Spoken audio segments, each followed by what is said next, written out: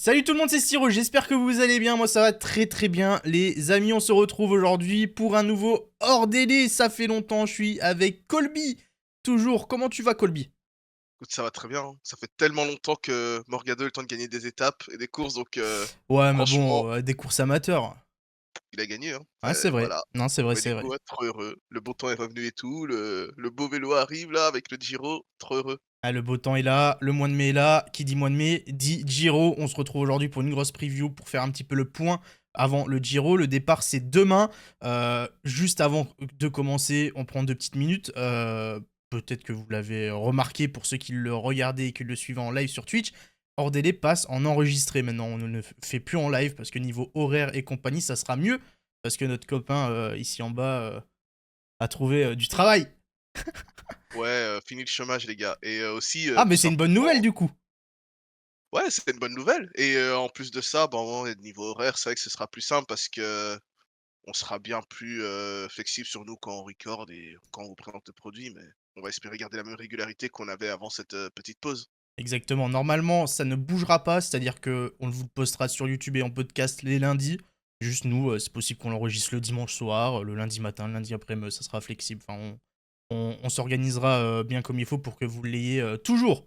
On l'a dit, Giro, dès demain, on va passer en revue un petit peu la start list, les favoris, nos avis, tout ça, nos pronos aussi. On va vous présenter le parcours, peut-être vous êtes passé à côté. Et il y a pas mal de choses à dire. Enfin, les grands tours qui commencent.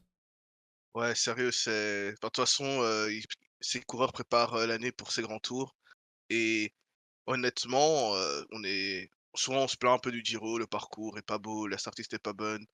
Là, franchement, ça va, on a de quoi manger et boire, surtout sur le plateau des sprinters où franchement, j'ai vu la start-list, ben, quoi, aujourd'hui, j'étais impressionné du niveau et ouais, bah, que la saison des grands tours commence, quoi. On va diviser un petit peu cette preview en trois parties. On va parler d'abord du gros favori que vous connaissez tous, hein, on va pas faire les mythos, et de son équipe qui l'accompagnera. On passera en revue après les étapes et le parcours pour voir un petit peu sur quelle étape ça peut bouger et sur laquelle le général va se jouer. Et ensuite, on fera équipe par équipe, favori par favori, le point sur toutes les équipes présentes sur ce Giro. Du coup, je te propose de commencer avec le grand favori, on l'a dit, on le connaît, hein, tout le monde le sait, c'est Pogacar. Avec combien de minutes d'avance va-t-il gagner ce Giro? C'est ça la question. C'est pas est-ce qu'il va le gagner, c'est combien de temps d'avance. En vrai, bah, la logique des derniers grands tours, c'est 10 minutes d'avance pour, quand tu es au-dessus de la concurrence. Pourquoi pas, hein, j'ai envie de te dire. Après oui, forcément, on sait pas si, Pogacar fera le Giro totalement à fond ou s'il va un peu se réserver pour, le tour qui arrive après et tous ses autres objectifs de la saison. Mais quand on voit sa façon de rouler depuis le début de saison, j'ai pas l'impression qu'il se ménage donc ouais, moi je partirais sur un 10 minutes honnêtement, hein. Sur le Tour de Catalogne, il y avait cette étape, il a mis 4 minutes. Ouais, je pense que tu fais fois 3 pour 3 semaines, ouais, il met 10 minutes minimum, hein. Ouais. Ah, en plus, bon, ça va être une start list qui est. Ouais, c'était pas la start list de l'année en Catalogne, mais là, il va pas non plus avoir Vingegaard et compagnie face à lui, donc Ouais, c'est ça. on va voir ce que ça va donner. En tout cas, il attaque ce Giro très très frais. C'est 10 jours de course à peine, il me semble. 7 victoires, je crois, sur les 10 jours de course. Ouais. C'est un peu aberrant. Il vient de remporter Liège dernièrement, donc voilà, sixième monument pour lui. Il arrive frais, avec la patate, tout va bien pour lui. Et il y a une équipe. En vrai, on a été habitué à mieux, forcément. Quand il faisait le tour, il avait une bien plus grosse équipe que ça. Mais ça reste une équipe correcte, hein. On voit ceux qui sont alignés par la UAE à côté de lui. On a du Rui Oliveira, du Mikel Bierg, du Félix Groschartner, Rafal Maïka notamment aussi, pour les deux en montagne. C'est, c'est un poil plus léger que ce qu'il a sur le tour habituellement, mais ça reste correct. Il n'y a pas besoin de plus. Ouais, non, il a une équipe de fous, enfin, la UE tourne bien depuis le début de saison, on l'a vu. Ils sont hyper collectifs. En plus, on s'attendait à ce qu'il y ait un peu trop d'individualisme entre certains coureurs et certains leaders. Au final, il y a tout le monde qui fait croquer tout le monde et sauf quand Pogacar est sur la course, forcément, c'est tout pour lui. En même temps, c'est le grand champion du peloton actuellement, donc forcément et bah, non seulement il le rend bien en remportant toutes ses courses, mais souvent on voit que ses équipiers, en plus, sont souvent bien classés et je pense que même si l'équipe est un peu moins bonne sur le papier, il y a c'est quand même du solide et encore plus avec le plateau de Giro qu'il y a. Enfin, on sait très bien qu'un Monano peut aller chercher quelque chose sur les sprints et qu'il va quand même faire sa tâche, pour Tadej Pogacar. À Maïka, si c'est le Maïka qu'on a des dernières années, il peut toujours, faire quelque chose au classement général. Donc franchement, ouais, non, c'est une bonne équipe, c'est pas une si mauvaise équipe et je vais me rajouter un truc, c'est que Pogacar, quand il gagne ses 2 Tours de France, c'est les 2 fois où il a les moins bonnes équipes, possibles chez UAE. Au moins, il a commencé à avoir des dream team Ouais. chez UAE, il a commencé à perdre ses Tours de France, donc pourquoi pas, hein, un retour au classique. Bjerg, je sais plus si c'est l'année dernière ou l'année encore d'avant, dans les Pyrénées, il avait été monstrueux aussi, donc Ouais il peut bien grimper aussi et pour l'aider. son début de saison est très bon à Biarritz. Il c'est Ouais. limite, le mec qui limite la casse à chaque fois qu'il y en a un qui se plante, enfin, il y a beaucoup de coureurs, peut-être un peu sous-estimés, genre Grossschartner aussi, hein. C'est le coureur qui a pas l'air de trop jouer sa propre carte cette année, mais en équipier, il est trop, trop fort. Sur le Paris-Nice, par exemple, c'était le meilleur équipier pour la UAE, il était vraiment, vraiment très fort, donc En fait, c'est ça, chez UAE, on a l'habitude de voir les armadas où dans les 7-8 coureurs qu'il y a, t'en as 6 qui peuvent gagner. Là, t'as pas tous les noms fringants qu'on connaît, les Ayuso machin, mais ça reste hyper complet, hyper régulier et tout. Donc, non, franchement, et puis bah, l'avantage, c'est que on sait pour qui ça court, hein. Il y aura pas de Almeida qui est là et qui fait du boudin parce qu'il voudra pas rouler à un moment donné. Donc sûr. là, ça sera tout pour Tadej et même Molano, en vrai, il pourra s'en sortir, hein. On fera une petite revue d'effectifs des sprinters pour le Cyclamen. Mais Molano, il va avoir sa carte aussi, je pense, sur les sprints, il va pouvoir s'en sortir. Tu sais que je me pose la question, mais pourquoi ils lui ont pas directement donné le dossard 1, la course? Au lieu de faire semblant de le mettre dossard 191 là tout en bas, mettez-lui direct dossard 1 en fait. Là, ils l'ont mis C'est à vrai Guéret que. partout, Mais je crois que le Giro, ils mais font par ordre alphabétique, ils cherchent pas à comprendre. non, mais en fait, le dossard 1, souvent, c'est soit le vainqueur sortant, soit, le coureur, sortant, enfin l'équipe sortante ou quoi, mais là, forcément, Roglic est pas là. Mais franchement, pourquoi faire semblant? Ouais, ils l'ont donné au deuxième, là. Ils ont payé un tas de thunes pour que Pogacar vienne faire ce Giro. On sait très bien qu'il va le gagner. Mettez le dossard 1 directement. Là, on commence à chercher des 3 chiffres, embêtants. Voilà, c'est juste le petit truc coup de gueule que j'ai envie de sortir, mais c'est Oh pas là très là, important. Colby coup de gueule, énervé. Non, mais s'il revient il aura pas le dossard 1, donc tu vois? Bah, c'est juste pour ça, mais ouais, Ah, c'est voilà. vrai. Je te propose qu'on regarde un petit peu le parcours et on va vous le présenter aussi si vous ne le connaissez pas. Et si on se demande si comment il va le courir ce Giro Pogacar, est-ce qu'il va garder des forces machin. Moi je pense que dès demain on risque d'avoir pas mal de surprises, pas mal de spectacles puisque on va commencer très très fort avec une belle étape, hein, avec l'arrivée à Turin.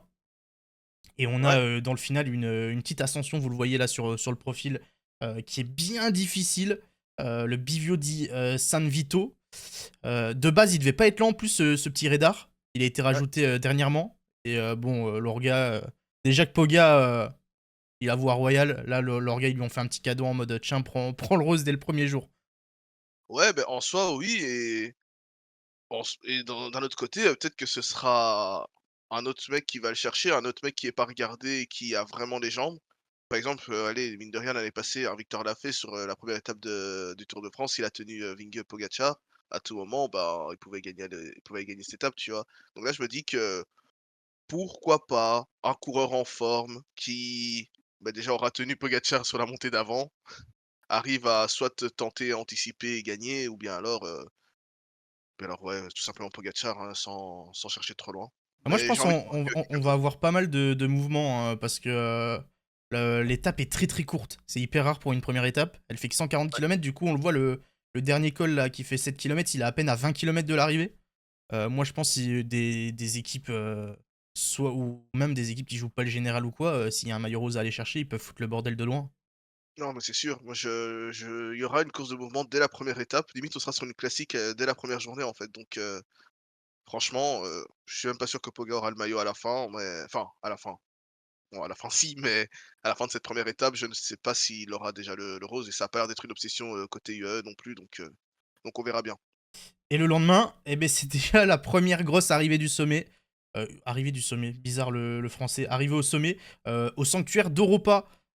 Début de Giro très très costaud, un premier week-end hyper difficile. Et bah là, au sanctuaire d'Europa, on connaît, hein, c'est 12 km, c'est du 6%. C'est une arrivée qu'on a déjà vue assez souvent sur le Giro. Ouais, c'est ouais, c'est la première étape de mon ouais, on peut déjà dire de montagne, en fait, hein, oui Ah et ouais, ouais. elle arrive quand même assez tôt. C'est assez rare que dès la deuxième étape, tu une arrivée au sommet, une grosse arrivée au sommet. C'est pas mal. on verra ce que ça va donner. De toute façon, on a bien vu qu'il fallait arriver très en forme sur le Giro et ben, oui, là, je pense que si la première étape, il y a peut-être un peu de suspense, là, pour moi, il y en a pas du tout, surtout que c'est pas non plus super difficile avant et donc ouais, c'est là où je pense Pogacar va déjà mettre un premier coup de marteau sur la tête de ses adversaires. Après, ça peut aussi être l'étape où, tu sais, généralement, Giro, dans les 4-5 premières étapes, il y a toujours, souvent, c'était l'Etna, ces dernières années. Et ça laisse l'échapper à l'au bout, prendre le maillot, et t'as un mec qui le garde une semaine ou 10 jours. Ça peut être Ouais, aussi une étape qui peut profiter à ces mecs-là, hein. c'est vrai, c'est vrai. Non, c'est vrai, surtout qu'après, il y a quelques étapes, plus plates Ouais. et donc tu peux tenir le maillot plusieurs journées. Donc ça pourrait, délester, le travail sur les étapes de plaine à la UAE, qui aura envie de faire, sprinter, Molano quand même, quoi. Ouais, parce que après, de l'étape 3 à l'étape 6, ça sera bien plus calme. Premier week-end difficile. On calme un petit peu le peloton. Ça sera bah, grosso modo 4 quasiment sprint. Peut-être qu'il y aura des petites surprises par-ci par-là. Mais c'est pas des difficultés très très dures. La sixième est bien plus dure. Mais jusqu'à l'étape 5, je pense que ça sera du sprint. Ouais et encore, les sprinteurs passent bien les bosses maintenant donc l'étape 6, je pense qu'il y a quand même enfin, je suis même sûr que des sprinteurs passeront donc Ouais, l'étape 6, on aura des ouais. chemins de terre. Il y aura des chemins de terre, il Oui, y aura quelques côtes. Ça sera un petit chantier, quoi, le final. Après, à voir comment, comment ils vont courir. Mais ouais, ouais, ouais. C'est vrai après, que les chemins de terre, ouais, ça rend un peu, la course différente, le facteur chance, le facteur, crevaison. Mais oui, les sprinteurs, à mon avis, passeront. À voir si, Pogacar se mêle au sprint, tu vois? C'est un peu la question, qu'on va se poser à chaque fois que l'étape est difficile et ouais, je pense qu'il y aura peut-être déjà quelques perdants après cette étape, hein. en fait, le truc qu'il faut faire attention, c'est quand tu vois les profils, tu te dis ouais, bizarre. Tu regardes un peu plus en précision, tu vois que bah, les difficultés, c'est du 4%, allez, 5% max. Donc, c'est pas non plus hyper difficile. Tu l'as dit, C'est maintenant, les ça. sprinters, ils passent de mieux en mieux. Donc, je pense que l'étape 3 à l'étape 6, ça risque d'être assez calme. Non, Et c'est sûr, l'étape 7, oui. je pense que qu'il y a quand même cette partie, tu sais, en chemin de terre où je vois quand même des passages assez, pentus, où je me dis: «Pourquoi pas? Ça peut être assez dangereux», mais maintenant je pense que c'est trop court et trop loin de l'arrivée pour que ça fasse vraiment les écarts, escomptés dans le peloton. L'étape 7, ça sera le premier moment important du Giro pour beaucoup, puisque c'est le premier chrono individuel de ce Tour d'Italie, et il va être très très très très long. Ça fait une paire d'années qu'on n'a pas eu un chrono sinon sur le Giro, puisqu'il fera 41 km et on aura même bah, pas mal de difficultés dans le final, hein. La montée de Casaglia, c'est 1,5 km à 11% de moyenne, donc c'est très très dur juste après le deuxième pointage. Donc bah, là, il y aura des écarts énormes, hein. 40 km avec une bosse comme ça à la fin, ça va être très Ouais, dur c'est pour sûr. beaucoup. Toujours il y a toujours cette question du changement de vélo, s'il faudra le faire ou pas, hein. Ça, c'est la question, qu'on se pose à chaque chrono, avec des bosses maintenant. Mais ce qui est intéressant, c'est qu'il y a quand même 34 kilomètres de plat et rien que ça, c'est déjà hyper long, pour un chrono donc Ouais. c'est cool parce que, ouais, on a dit, hein, les grands tours, il y a de moins en moins de chronos et il faudrait qu'il y ait de plus en plus de chronos, sur les chronos, enfin de kilomètres, au moins de distance sur les chronos. C'était pas mal, hein, non plus, enfin, faut que ça varie de temps en temps, quoi. Bah, ça va être pas mal de voir sur ce chrono, c'est est-ce que les Ghana, les purs spécialistes vont réussir à genre battre Poga par exemple sur ce chrono, vu qu'il y a les 35 bandes tout plat avant. Parce que quand même 1,5 km à 11%, ça pique, hein. Ouais, Et, non, c'est et, sûr. et puis après, c'est que du faux plat montant pendant les 5-6 derniers kilomètres. Donc le final va être pas mal dur. Yep. Le lendemain, c'est la fin de la première semaine, ça sera samedi prochain. Deuxième arrivée au sommet, le Prati di Tivo. Ça aussi, hein, montée qu'on connaît, qui est souvent là sur le Giro. Prati di Tivo, c'est 15 km, c'est du 7%. C'est un poil plus dur et un poil plus long que Europa. Et ça sera la deuxième arrivée au sommet de ce Tour d'Italie. Ouais, Pratini-Tivo, c'est aussi un col qui est beaucoup utilisé par le Tirreno, par Tirreno Adriatico et ouais, ça fait toujours des bons dégâts. C'est une belle montée, c'est un peu une montée, pour se tester, pour un peu avoir ses références et bah, là, on aura déjà eu une petite semaine, enfin, bien difficile dans les pattes donc je me dis que pourquoi pas, voir des trucs intéressants, voir un petit groupe de 5 coureurs qui sont en train de se jouer le podium, enfin, ça peut être déjà très intéressant et ouais, après, cette étape, ben, oui, Pogacar sera isolé, sera tout seul au général, aura peut-être déjà 3 minutes d'avance sur tout le monde, mais je pense que la lutte derrière va commencer un peu à se dessiner, ça peut être très intéressant. Bah, surtout que le lendemain, on aura une arrivée à Naples. Et bah, c'est du plat. Il y a les petites bosses dans le final, mais c'est pareil. Quand on regarde plus en détail, c'est du 4%. Donc, est-ce que les sprinteurs vont vraiment avoir du mal là-dedans? Je suis pas sûr. Je pense qu'on aura un sprint dans les rues de Naples pour la 9e étape. Mais je pense que ce dimanche prochain, au terme de l'étape de Naples, de toute façon, le lendemain, le lundi de la première journée de repos, on se fera un hors délai pour parler un petit peu de tout ce qui sera passé cette semaine-là. Mais je pense qu'il y aura déjà pas mal d'écart, hein. Parce que le chrono de 40 bornes, deux arrivées au sommet, il y en a certains, ils vont se retrouver déjà très très loin. Et au bout d'une semaine, ça va être terrible.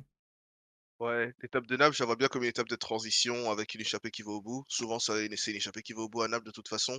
Ouais. Et ouais, les écarts seront déjà assez grands, notamment avec l'étape, juste avant, hein. Et Naples, ça vient tu viens juste rajouter 200 kilomètres dans les jambes comme ça, juste pour souffrir. Et ouais, ça peut être, je pense que l'étape sera pas dangereuse, mais elle va faire mal pour la suite du tour. Et je regardais un peu, les derniers vainqueurs de Prati-Ditivo. Bah, donc du coup, c'est depuis 2021, il y a eu 2 passages. Il y a eu une fois cette année sur, le Giro d'Abruzzo, cette année, donc Lutsenko qui s'est imposé. Et la dernière fois, c'était en 2021 sur le Tirreno. Et je te laisse deviner qui a gagné cette étape. Il est présent sur le Giro, Poggi. c'est Pogačar, exactement. Donc Ah ouais, voilà, non, ah peut-être bah que c'est Tirreno pas non plus 2021, c'est celui qui survole, non? oui, c'est ça, c'est celui avec, Vingegaard, Remco, enfin, peut-être la dernière fois où on a vu les 3 ensemble sur les mêmes courses d'ailleurs. Ouais, bah, oui, bah, je pense que oui, je vois personne d'autre que Pogal à gagner Prativo. Ouais. Lundi, qui arrive, celui d'après forcément. Première journée de repos, et il faudra bien rentrer dans sa deuxième semaine parce qu'on commence directement par une grosse arrivée au sommet à Kutsano Moutri. Donc étape courte, donc ça va, mais bon, on le sait, à chaque fois les lendemains de journée de repos, certains le gèrent plus ou moins bien que d'autres. Donc ça va pas être une étape tranquille de plat ou de transition, il faudra directement être dans le coup et ça peut en surprendre. Ouais, surtout que le dernier col là, Pompéi, je suppose qu'on est près du que ah non, non, le départ à Pompéi, pardon. Mais en tout cas, l'étape est hyper belle. C'est ouais, c'est peut-être un peu dur pour une journée, post-journée de repos, mais franchement, elle donne envie. 18 kilomètres à du 5, 6 de moyenne à la fin, avec des petits replats, donc je sais que c'est plus élevé en pourcentage. Franchement, c'est une belle étape. Bah, je mets le profil plus en détail du dernier col. Le pourcentage moyen, il est un peu faussé parce que t'as des petites redescentes, des petits replats par moment. Mais les Mmh. moments où ça monte vraiment bien, c'est pas mal difficile, hein. On est sur du plus de 8%, du plus de 7% quasiment tout le temps. Donc, et puis même les cols irréguliers comme ça où il faut changer de rythme, généralement ça fait bien mal aussi. Non, c'est sûr. Donc Donc, ouais, ce sera une bonne ouais. étape. Encore des écarts, hein. Je pense qu'il y a moins de mettre à mal beaucoup de coureurs, bah, ceux qui auront fait des saltos dans la piscine la veille, hein. Je pense à Pogacar sur le Tour l'année passée, avant le chrono.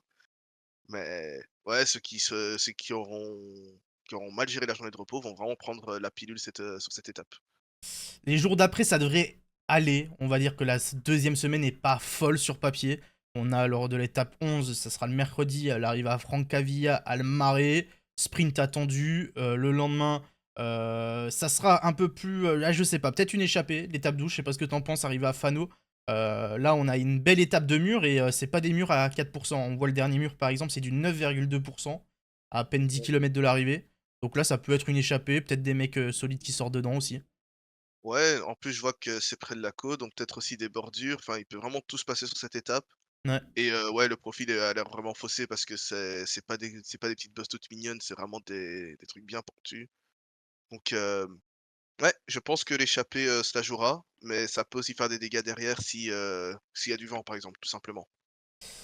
Le lendemain, bon bah là il y a pas de débat sur sprint ou pas sprint. On rentrera dans les terres et tout, donc même ça niveau vent ça devrait aller. Bon là c'est tous les ans sur le Giro il y a une étape comme ça, il n'y a pas un mètre de dénivelé positif. C'est du 180 bandes tout plat, donc sprint attendu à Sento. Et le lendemain, eh ben, deuxième chrono, et encore une fois très long, pas aussi long que le premier, mais ça sera 32 km tout plat. Ouais, parfait, c'est très bien. Enfin, au total, ça veut dire que tu auras genre 60 kilomètres de chrono plat sur un grand tour, c'est pas si mal mine de rien. Et je sais pas s'il y a encore un troisième chrono après parce que le parcours, j'ai Non, plus non, en non, non, tête. non, c'est le dernier. Il y a les deux. Il y a que ces deux-là. Bon, c'est Bah, déjà pas mal, hein. ouais, ouais, c'est déjà pas mal, 60 kilomètres de chrono, plat, c'est rare ces dernières années. Franchement, c'est pas mal, ça met des bons écarts. Et puis, Oui, Pogacar aura encore plus d'avance, c'est sûr, et ça, tant pis. Mais derrière, il y a certains outsiders qui vont pas aimer ces journées-là et qui vont devoir commencer à attaquer bien plus tôt pour récupérer du temps, quoi. Donc ça sera le samedi de la deuxième semaine de course. Et le lendemain, pour terminer cette deuxième semaine, on aura Oh là une là. grosse étape de montagne. Et celle-là, elle fait très mal à Livigno. On aura le Mortirolo, notamment, qui sera au programme. Ah, donc là, on rentre dans le vif du sujet, hein, on rentre dans le final. Ah, clairement. Là, c'est la première grosse étape Lendemain et de chrono en plus, où certains auront pris un éclat et tout. ouais, Hmm. et en plus, tu sais très bien que ça part de loin maintenant, sur n'importe quelle étape. Tu vois, ça, c'est une étape où genre, par exemple, dès le 2e col, là, le collet San Zeno, Ouais, l'étape est tu très sais que longue, hein, c'est 220 bornes.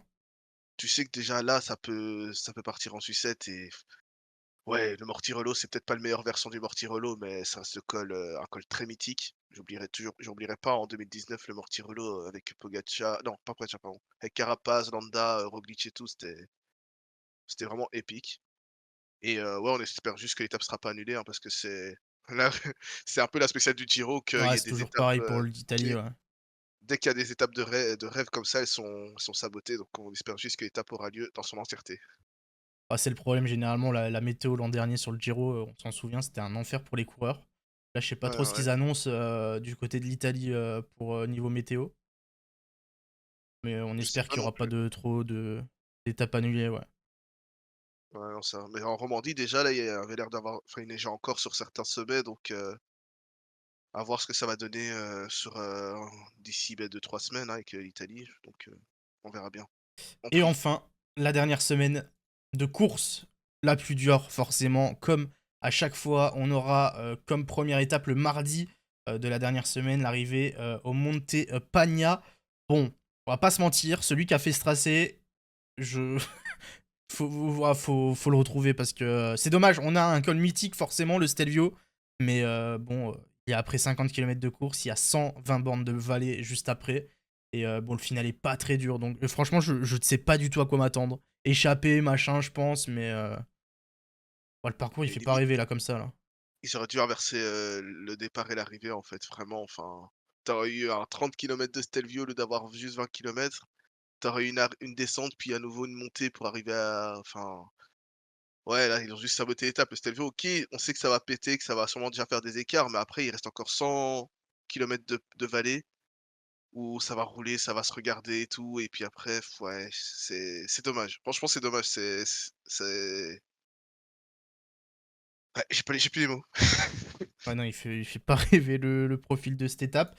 Le lendemain, étape à peu près difficile, même si c'est pas l'école les plus dures non plus au niveau pourcentage, mais l'enchaînement va faire mal et l'étape est assez courte, donc il y aura pas de moment de répit, on va dire, dès que ça commencera. Donc ça sera le mercredi de la dernière semaine, l'arrivée au Passo Bronco.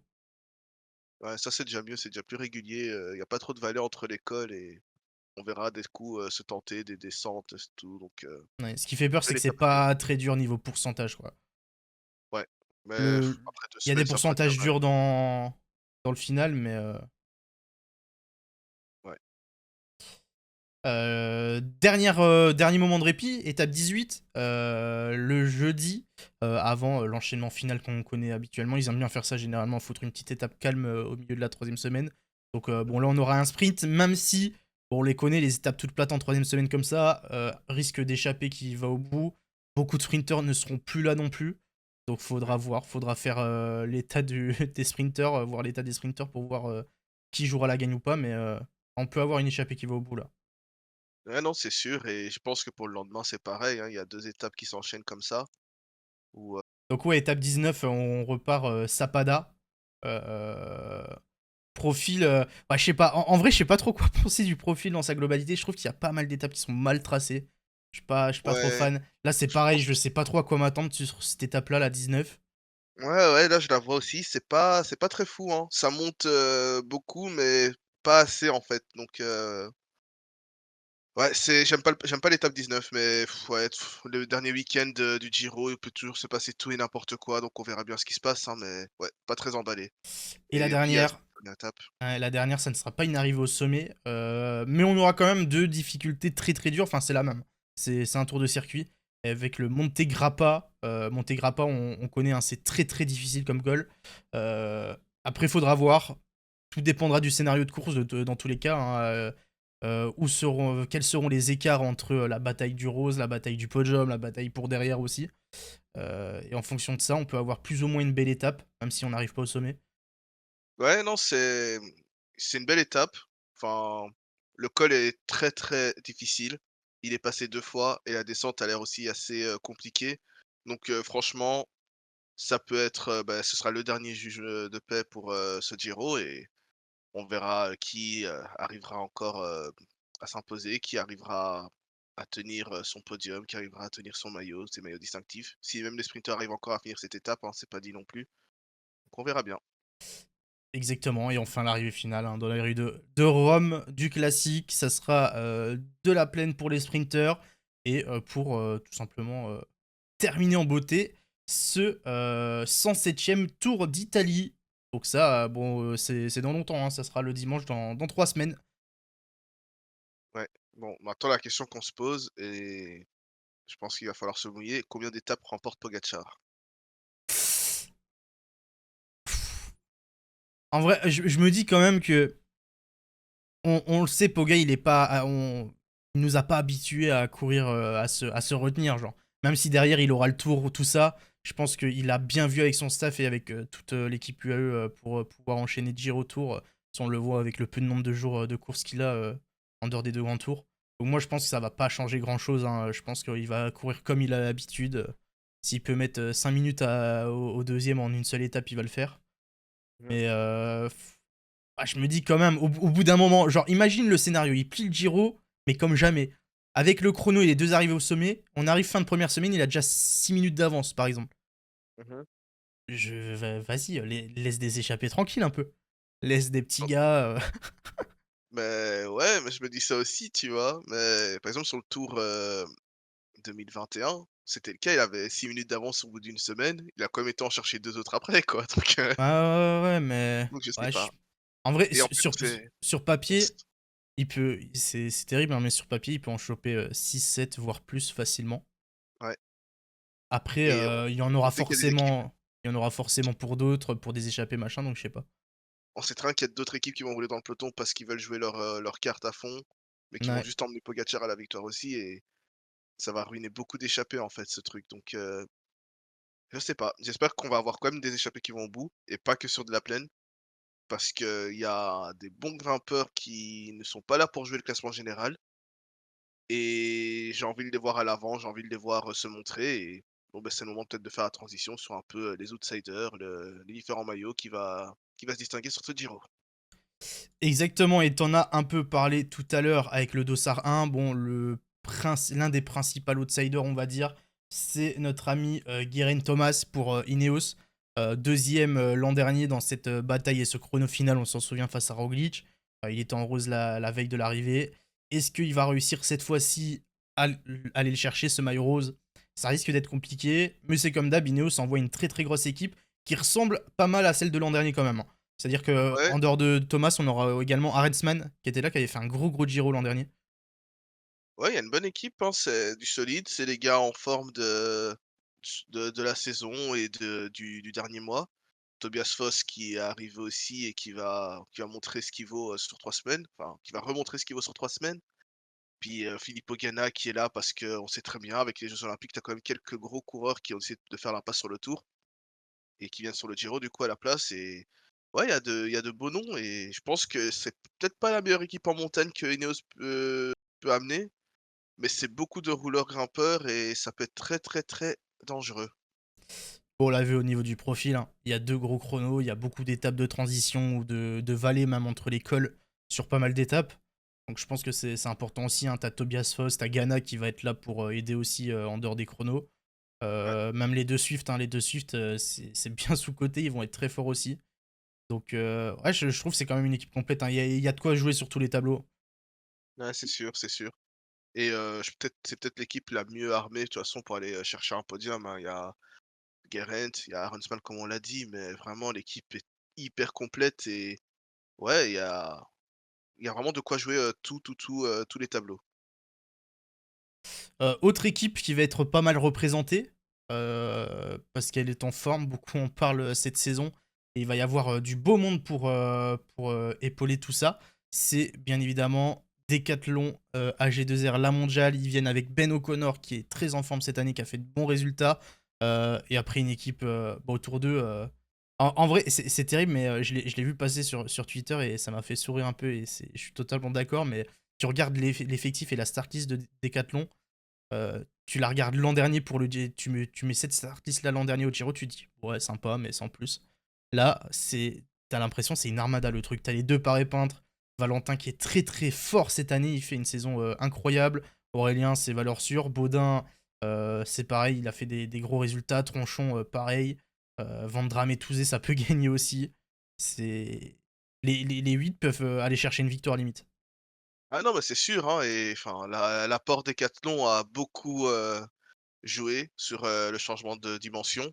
J'utilise le mot dimension parce qu'avec leur maillot de l'espace, tu capté. Oh là là là là. Heu, mais ouais, O'Connor hyper en forme, tu l'as dit, Paré-Peintre qui a gagné sur, le Tour des Alpes encore récemment, Valentin qui avait l'air hyper aérien aussi. Franchement, l'équipe est folle et c'est l'équipe à surveiller et je pense que c'est un peu ce qui va leur faire défaut parce que O'Connor, c'est bien beau ce qu'il a fait depuis le début de saison, mais je dois aussi préciser qu'il n'a toujours pas remporté de classement général depuis le début de saison, alors que On s'en lui souvient, lui autour a eu tour. lui était offert, le Tour Ouais. des Alpes lui était offert, il n'a gagné aucun des 2 au final. Donc là, ça va être la course où il faut pas faire n'importe quoi, il faut vraiment jouer intelligemment et c'est peut-être encore le seul défaut, qu'il y a chez Decathlon, c'est la tactique. On est d'accord, par contre, c'est O'Connor à 100% Oui, oui, le oui, leader. oui, Parce que même niveau oui. parcours, on pourrait se dire l'un des deux parés peintres, pourquoi pas, mais rien que sur les deux Non. chronos, les deux parés peintres, ça va être compliqué. Hein. Ouais, ouais, j'ai entendu un truc comme quoi, par rapport à la forme, c'était, enfin celui qui avait la meilleure prépa des 3, c'était Aurélien Paré-Peintre, mais le niveau global d'O'Connor, je pense, c'est lui le leader, il y a pas à contester. Donc on verra. Après, dans tous les cas, il y avait Pépé qui joue, qui est éligible au blanc. On sait qu'il y a la place cette année. Il n'y a Ouais. pas une énorme concurrence, même si avec les chronos et tout, ça risque d'être compliqué. Et puis même Attention à pour. Huntsman, hein. Ouais. Je pense que Huntsman, on n'a pas dit avant, mais c'est clairement le gros favori au maillot blanc et Ah bon, on fera nos pronos tout à l'heure, mec. ouais, non, c'est sûr, mais ce que je veux dire, c'est que, ouais, Valentin Paré-Peintre, il peut se donner cet Pour un objectif-là, podium, quoi. c'est sûr et dans tous les cas, je pense que tu es dans le top 10-15 du Giro, tu es bien placé pour le maillot blanc, hein, donc c'est totalement envisageable pour Valentin. Autre équipe qui auront également un leader éligible au maillot blanc, enfin plus un co-leadership, on sait pas trop, c'est un peu brouillon. Pour le moment, c'est la Bahrain Victorious qui partent avec, comme dossard 1 Antonio Tiberi, le jeune italien, qui lui aussi est éligible au maillot blanc. Et avec, bon lui on le connaît, il a 59 ans, c'est Damiano Caruso qui est toujours là. Mais tu vois, je vanne, je dis 52 ans, mais à chaque fois qu'il est sur le Giro, c'est valeur sûre, Caruso. Donc Ouais. Et je pense que j'ai encore eu même du mal à me dire qui allait être le leader des 2, il y a peut-être une semaine ou quoi. Mais à vrai dire, je pense que ce sera Tiberi le leader, je pense parce aussi, ouais. que son début de saison est incroyable. Il est vraiment bon. C'est, dommage qu'il ait un peu cette réputation du coup avec l'incident du chat, hein, ça malheureusement pour lui, parce que c'est sûrement le plus gros espoir italien, enfin c'est le plus gros espoir italien de sa génération sur les courses par étapes. Et là, cette saison, c'est peut-être sa saison la plus aboutie. Pour le moment, il est pas loin de gagner sur certaines étapes. Donc, ça va être du solide.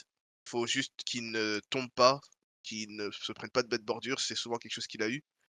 Et ouais, Caruso sera là pour l'épauler, je pense, plus qu'être leader parce que les résultats de Caruso cette saison sont vraiment pas ouf. Comparé à même l'année passée où il avait quelques Ouais, je suis résultats d'accord. par-ci par-là. Là, cette année, c'est compliqué, Caruso, donc on verra. Et Ouais, puis même, aussi, c'est quasiment fin de carrière façon Caruso. Hein. oui, oui, oui, clairement, je pense que c'est son dernier contrat. Là, il va jusqu'à 2025, puis c'est fini. Et c'est important aussi de parler de Wout Poels qui a pas été aligné sur la course. On ne sait pas trop pourquoi, même lui a été surpris, alors qu'il avait fait la prépa, pour être sur le Giro, il avait fait le Tour des Alpes, tout ça avec Tiberi, on le voyait sur toutes les courses, on les voyait sur toutes les courses ensemble. Donc à voir, le cas Wout Poels, si c'est parce qu'il va être sur le Tour de France, dans 2 mois ou si c'est totalement, ciao et qu'il part, il signe dans une autre équipe. Mais c'est un peu surprenant qu'il soit pas là, parce que Bah, du coup surtout l'équipe que, a l'air un peu moins forte. ouais, c'est ce que j'allais dire autour de Tiberi et Caruso. Enfin, surtout autour de Tiberi, c'est pas non plus. la folie quoi pour les D1. C'est pas mal, hein, il y a des petits gars sympas, mais c'est hyper irrégulier, donc ils peuvent être très forts, comme ils peuvent complètement être passés à côté, et je pense que Pouls aurait complètement eu sa place quand tu vois la start list là. C'est clair.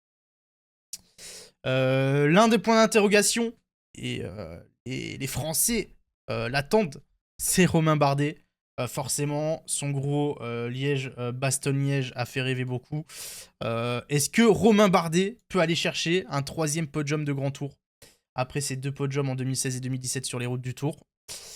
Ça va être... on va voir, on va voir. Je sais pas ton avis là-dessus. Moi, l'avis que j'ai, c'est que Bardet arrive très en forme. Ça, y a pas de doute, on l'a vu à Liège et tout.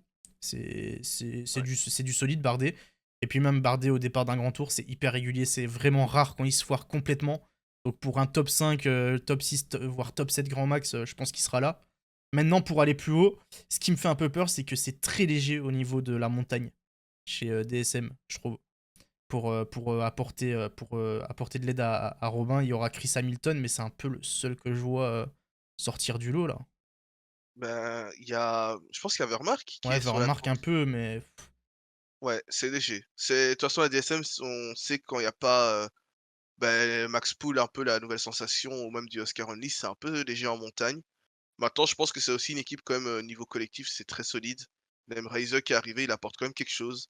Vermaak, il est tout le temps avec Bardet sur, la plupart des courses et il fait un bon Liège-Bastogne-Liège aussi.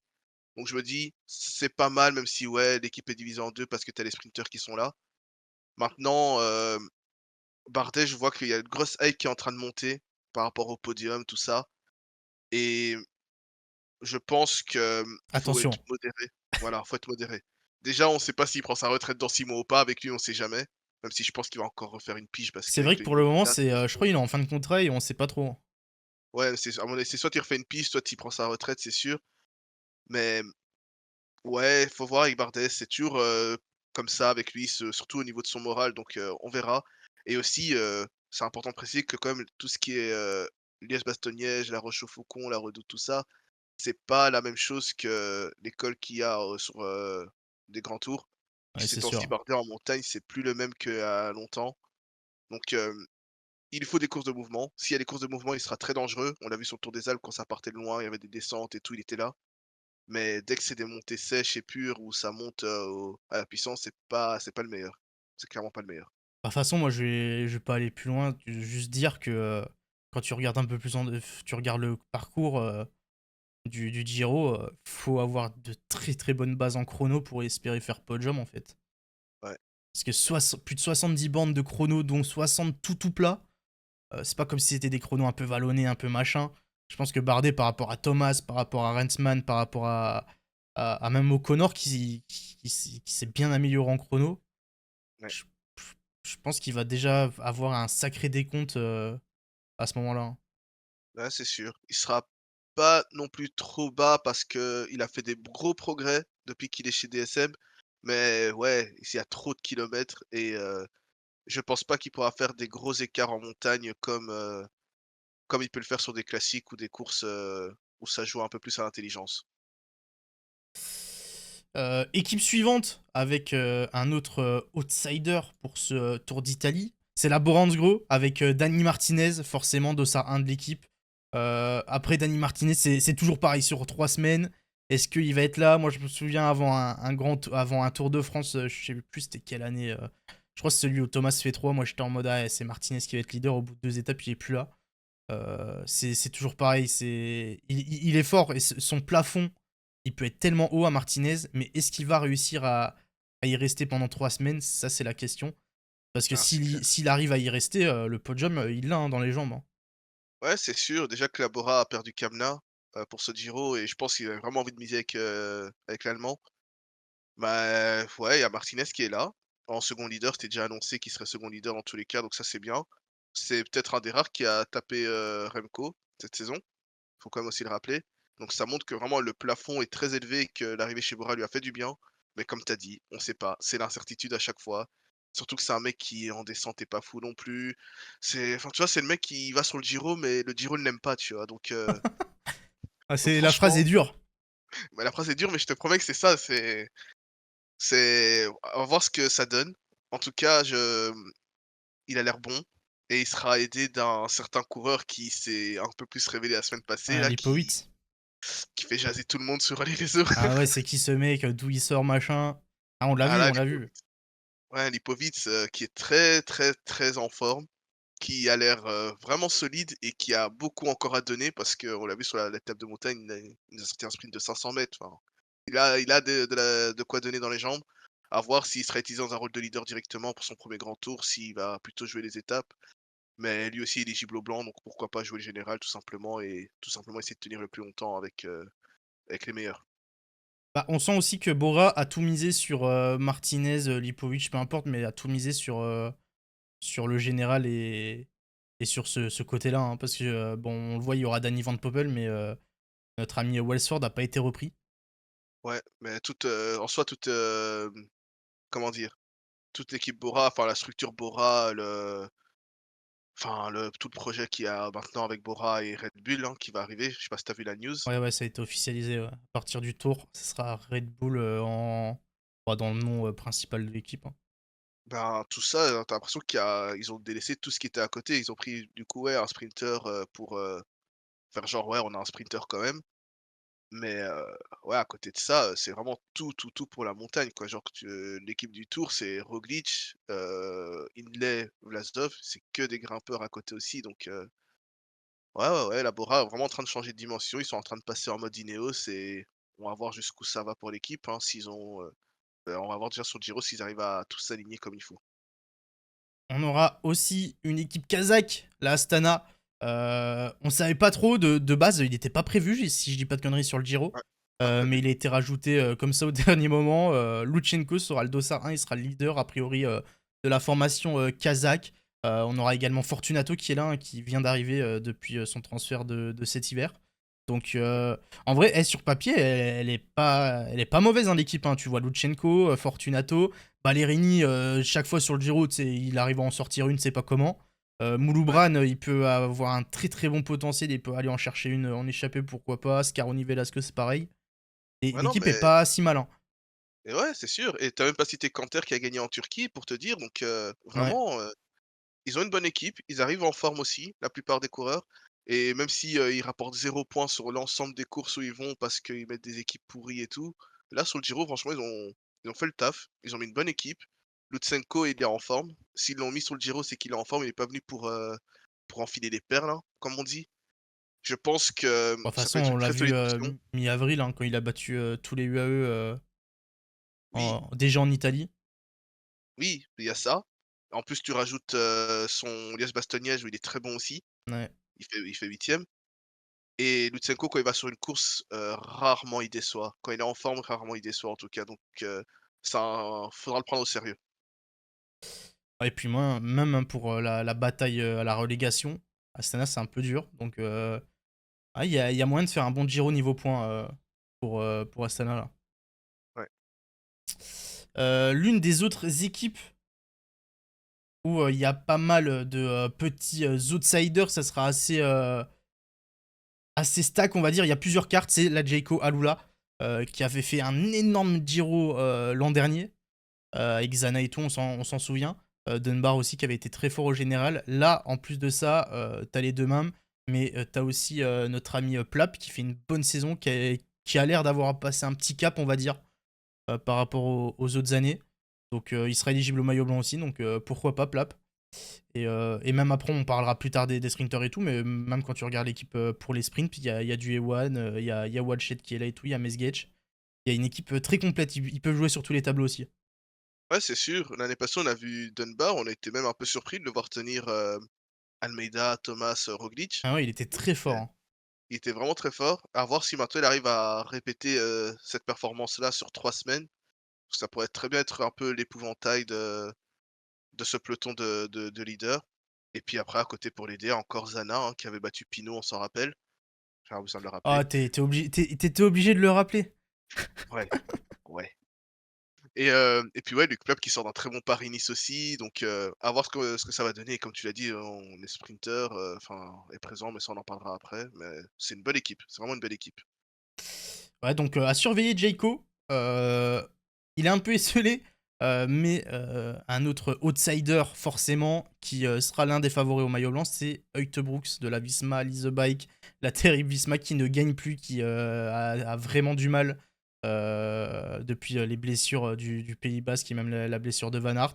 On le sait de base, il devait y avoir Van Aert sur ce Giro. Bon, il est pas là. Mais il est remplacé par Laporte quand même, qui sera là. Christophe Laporte, de ça 1. Et puis, bah après, ça reste quand même léger. Un Torakoy qui sera très certainement le sprinter numéro 1 de l'équipe. Brooks qui sera là avec du Walter et compagnie. Ouais, c'est une équipe un peu légère, mais voilà, Ah, ils c'est peuvent au pas moins il y a un vraiment faire collectif qui mieux, est quoi. fort. Ouais, c'est ça et en plus, tu as un collectif qui a l'air quand même assez fort. Enfin, on en parlera après pour les sprints, mais il y a une bonne relation entre les coureurs qui sont alignés. Brooks est bien présent avec, Walter, avec, Racing. C'est vraiment pas mal.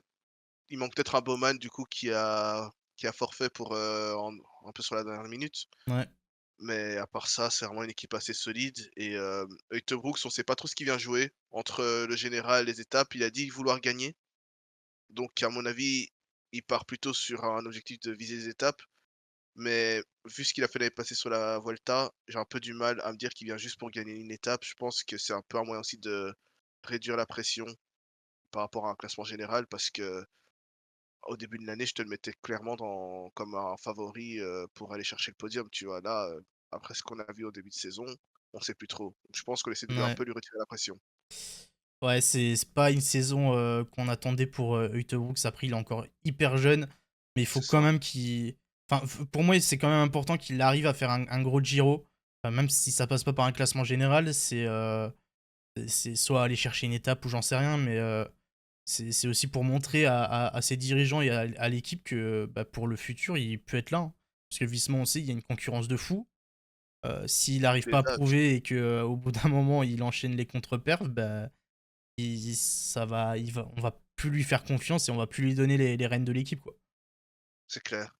Et puis juste après, en transition, tu as un coureur où il y avait pas spécialement de confiance en lui, tu vois? Par rapport à un classement général ou quoi, c'était plus un épouvantail un peu dans cette équipe et avec le Tour des Alpes qu'il a sorti, hein, le classement général remporté, je pense qu'il est totalement éligible à une lutte pour le top 10. C'est Juan Pedro Lopez qui vient avec la Lidl Trek. C'est voilà, je l'ai nommé El Patron, hein, forcément parce Ah, que c'est c'est le lui que t'as dictateur nommé le dans patron! ouais, c'est le dictateur du peloton. C'est le gars quand il est leader d'un classement général, il donne les ordres dans le peloton, il dit: «Ouais, pause pipi», il dit ça: On ralentit, c'est dangereux», enfin, c'est El Patron, c'est lui. Mais en tout cas, je suis voilà, j'ai bien aimé son mois d'avril parce qu'on sait très bien que Lidl Trek avec les leaders, c'est un peu compliqué. On a appris pour Ciccone, par exemple, que c'était pas possible le Giro. Donc Juan P. Lopez, ouais, ça va être pas mal, hein. Qu'est-ce que tu en penses? Ouais, bah, Juan P, on est. En vrai, là, c'est vrai, sur le mois d'avril et tout, il est bien revenu, mais c'est depuis en fait qu'il avait fait son épopée en rose, là. C'était il y a 2 ans, je crois, Ouais, déjà. Bah, c'est vrai qu'il avait eu du mal un peu à enchaîner et un peu valider tout ça, quoi. Mais là, c'est vrai, il a l'air de bien revenir. Il y a deux trois noms qui sortent du lot. On fait la start list depuis tout à l'heure, mais il y a la place sur papier, il y a la place d'aller chercher quelque chose de beau, hein. Il y a clairement la place pour ce genre de coureur et pour d'autres noms aussi qu'on n'attend pas forcément d'habitude, aller chercher un top 5, voire plus, si jamais d'autres favoris se foirent. ouais. Surtout qu'il est assez offensif, lui, c'est Ouais. il peut tenter de loin, à certains moments et ça paye donc ça, c'est vraiment un truc qui a son avantage et avec le Tour des Âges, je pense qu'ils ont compris qu'il fallait pas non plus lui laisser trop de temps parce que tu le reprends pas, en fait. Après là, tu vois la start list, j'ai un peu peur pour lui, c'est qu'il va être seul, mais pendant 3 semaines là. Ouais, ouais, ouais. Là, il va pas avoir beaucoup de soutien. Je pense qu'on va pas beaucoup voir de maillot Lidl Trek dès qu'on aura passé d'école. Ah bah, Euh, son meilleur équipier est un mec, qui n'avait pas de contrat au début de la saison, pour te dire. ouais. Ah ouais, non, c'est dur, Ah, hein. c'est clair, Pour la montagne, ça paraît un peu léger. c'est clair. Bon, on a gardé deux petits noms pour la fin. Et je pense qu'on aura fait le tour de pas mal de noms. On a vu large, hein. Parce que là, on va vous parler de Pozzo Vivo. Donc, comme on voit large, peut-être que Pozzo Vivo, il va faire 18ème, on n'en sait rien. Mais on sait jamais. Pozzo, bon, il est là. C'est son 59e Giro d'affilée. Euh, Attends, il y a un record en plus, dis le vrai chiffre, c'est un record. c'est 20, non? Ça va être le 18e Non, Giro c'est qu'il fait. 18ème. Ouais, c'était vers les 20, ouais. 18ème Giro. Tous les ans, il commence la saison. Il est à la retraite. Il sort de sa retraite en mars. Ça fait 3 ans que ça dure. C'est une dinguerie. Et tous les ans, il signe juste pour faire Tirreno et Giro. Euh, Donc, ouais, non, bah, Pozzo, il est là avec Bargiani, petite équipe invitée italienne. Bon, Ouais. on va voir ce que ça donne. Est-ce qu'il va réussir, du haut de ses 40 ans passés, à nous sortir un fond de top 10 comme il en a l'habitude? Je suis Je pense pas. pas, je pense pas non plus, mais bon, on va voir, hein. On va suivre. Ouais, on va le suivre et puis ce qui est bien, c'est que c'est peut-être, la meilleure équipe Bardiani qu'on ait depuis, peut-être 5 ans avec, Ciccone qui était, en train de se battre pour le maillot de la montagne. On a Ah, une là, il y a équipe des de beaux fou noms, là hein. on a vraiment une équipe de fou. On a des gros baroudeurs type, Tarozzi, type, Tonelli, on a Fiorelli pour les sprints, on a même Il y Zanoncello a Covilly, qui est là mec. aussi. Il y a Covilly et t'as le petit jeune crack là, dont tout le monde parle, que tout le monde veut. T'as la Bora qui est déjà dessus, Giulio Pellizzari. Donc, non, l'équipe est vraiment très solide et je pense qu'il y a même pas tant de pression que ça sur Pozzovivo. Juste, il est là, il fait son record de participation. S'il finit le Giro, on est déjà content. S'il finit en un morceau, on est content aussi. Et voilà, quoi. Ah, mais je pense que façon pour Bargiani, qu'il fasse 59e ou 9e, dans tous les cas, ça sera réussi parce que on va parler de lui, on va parler de l'équipe du coup, rien qu'avec son record. C'est Euh, clair. donc, moi, pour Bargiani, y a pas, ouais, tu l'as dit, il n'y a pas de pression, hein, que ça marche ou que ça marche pas. Et puis même si lui, ça marche pas, tu l'as dit, il y a de très beaux noms et il y a large la place d'aller chercher une étape, voire plus, sur le Giro pour Bargiani, là. Ouais. Le dernier, Le dernier nom que on a voulu garder, c'est Einer Rubio pour la Movistar. Einer Rubio qui est là, hein, qui est entouré d'une équipe sympa. On le sait, l'an dernier, il a fait un bon Giro. Bon, là, il aura Quintana avec lui, notre bon vieux Rubio. Euh, c'est dur de savoir où le placer, Quintana, je sais pas trop. Est-ce Très qu'on bas, très va bas. très bas? Est-ce qu'on va le voir sur un fond de top 10 ou... J'ai l'impression qu'il est revenu, mais il est revenu pour faire du. Bon, il aurait pas dû revenir, quoi. Mais j'avoue que. Non, tu as raison. Ouais, non, oui, s'il y a un résultat à aller chercher pour Movistar, ce sera Rubio, ce sera pas Quintana, je pense. Non, c'est sûr et je pense que je sais pas ça fait combien d'années d'affilée que Rubio fait ce Giro. Chaque année, il progresse, chaque année, il gagne en position et là, je pense qu'il est clairement bien parti pour aller chercher un top 10. Après, ouais, le niveau, autour de la peut-être 3e et la 15e place est très serré. On dirait la Ligue 1, clairement. Mais en tout cas, Rubio, il y a vraiment quelque chose à faire. Malheureusement, il y a les chronos qui vont lui faire perdre beaucoup de Ah temps. oui, ça Mais va c'est être encore terrible. Sur mais c'est encore 70 bornes, il offensif. prend combien sur Poga? Je pense qu'il prend 5 minutes minimum, vraiment. Ah ouais, ouais, t'es gentil. Moi, franchement, j'aurais dit 7-8 sans broncher, hein. Mais je pense que le pire dans toute cette artiste, de tous ceux qu'on a cités, je pense que c'est Fortunato. Lui, il prendra vraiment 10 minutes au total, tu vois? Et Ouais, ça c'est fait vrai que mal. Fortunato, putain, oui. Mais après, ouais, Rubio est un coureur offensif qui ose tenter et ça peut lui servir. Donc, franchement, c'est pourquoi pas. Le top 10 est totalement envisageable. Donc voilà, je pense qu'on a fait le tour, hein. On a cité quasiment. Bon, on pourrait citer Alaf. Alaf, on le met où?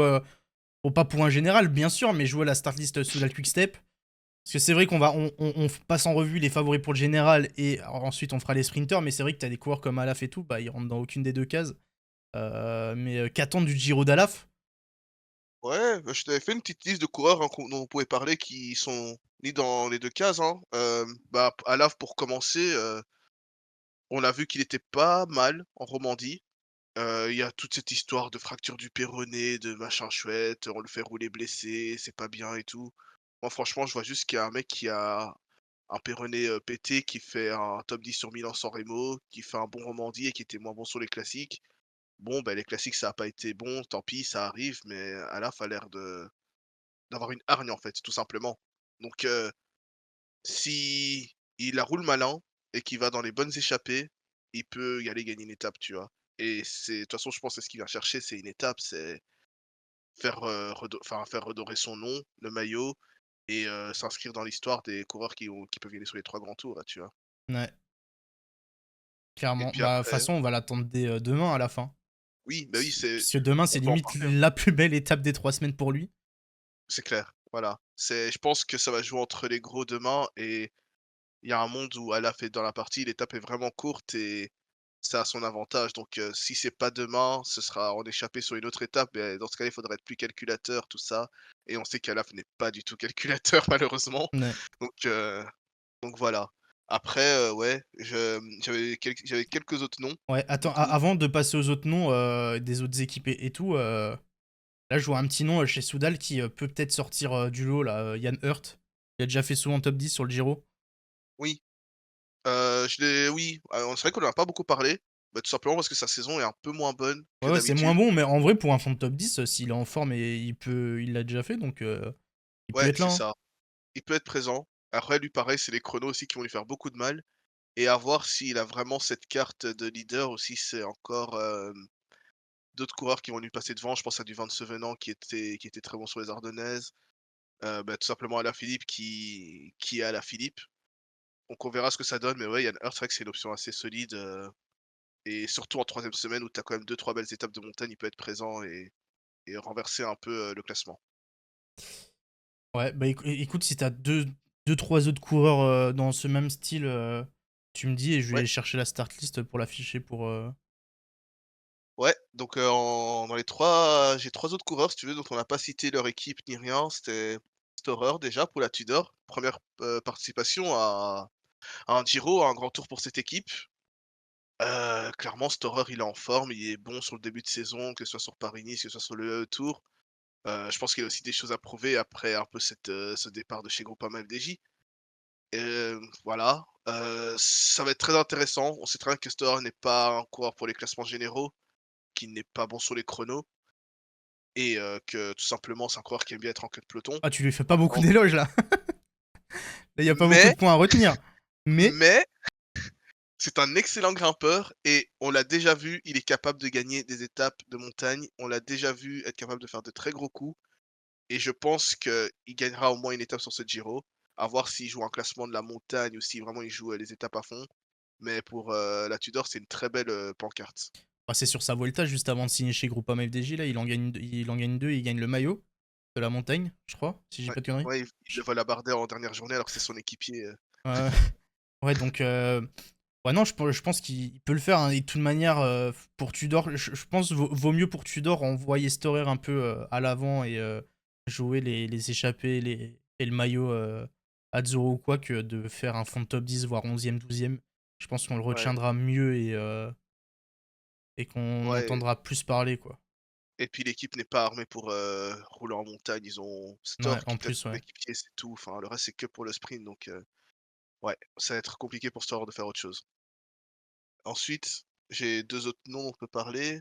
Il y a Woods pour l'Israël, forcément. C'est vrai qu'on n'en a pas parlé de cette équipe parce qu'il vient pour un peu jouer les étapes aussi, comme d'hab, pour nous faire vibrer, pour, nous faire découvrir leurs petits coureurs qui vont prolonger 5 ans. Ah Mais, ouais, c'est dans vrai la liste, qui va faire un bon Giro et avoir un contrat jusqu'en 2030? que, Riley Pickrell, mec.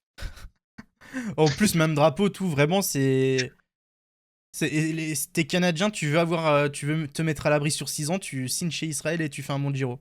Ah ouais, non, mais c'est le sponsor Première Tech, hein, il faut rentabiliser. Mais ouais, ça va être une équipe un peu sensation peut-être, hein, on connaît pas trop les noms avant d'arriver sur la course, mais un Nadav Reisberg, tu sais pas pourquoi, il va te sortir des top 10 sur les sprints, il va te sortir des échappées de fou. On va être choqués, tu vois? Donc Hofstetter voilà, qui va ramener le cyclamen. voilà, voilà. On peut vraiment avoir de tout avec cette équipe, c'est l'équipe sensation, quoi. Et puis, voilà, comme autre dernier nom, il y a bien sûr Kostyu avec l'Arca. On en a pas parlé parce que du coup Arca a ramené une équipe quand même assez faible, hein, il faut le dire.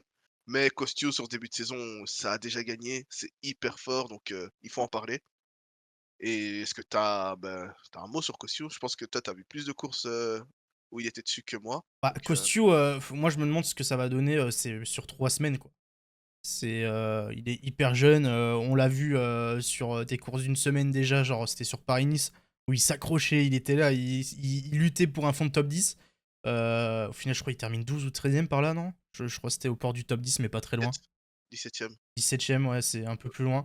Mais je sais pas, je me demande vraiment, est-ce qu'il va courir les 3 semaines pour se tester et voir jusqu'où il est capable de tenir en essayant de jouer le général ou quoi? Ou est-ce qu'on va le voir dans les échappées jouer les étapes, un potentiel maillot bleu, machin. Je sais pas, je suis assez intrigué. Je me demande comment il va le courir ce Giro. Et je pense que c'est quand même important d'un côté. C'est peut-être c'est pas les grands tours les plus sexy à suivre pour nous. Mais pour un mec de cet âge-là, je pense qu'ils ont aussi envie de se tester, de voir ce qu'ils valent sur 3 semaines, quoi. C'est Donc sûr. ça m'étonnerait pas de le voir essayer de s'accrocher et de tenir tous les jours avec les meilleurs pour voir jusqu'où il est capable de tenir. C'est sûr, surtout que ouais, l'équipe a besoin de retrouver des leaders, jeunes pour l'avenir, hein, parce que bon, il y a plus Barguil déjà pour représenter la Bretagne dans cette équipe.